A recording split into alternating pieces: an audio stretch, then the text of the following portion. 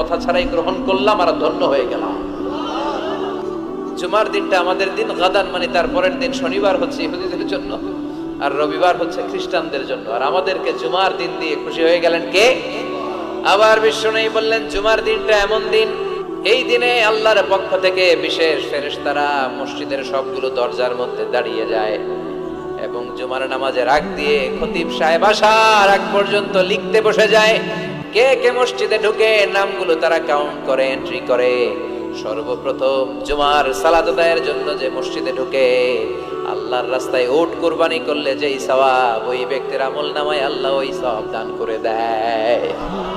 ওনার পরে যে ঢুকবে ফালাহু বাকারা, তার জন্য গরু কুরবানির সওয়াব। 3 নম্বরে যে ঢুকবে ফালাহুল কাবশা, তার জন্য ছাগল কুরবানির সওয়াব। 4 নম্বরে যে ঢুকবে তার জন্য ফালাহু আদ-দাজাজা, মুরগি কুরবানির সওয়াব। 5 নম্বরে যে ঢুকবে তার জন্য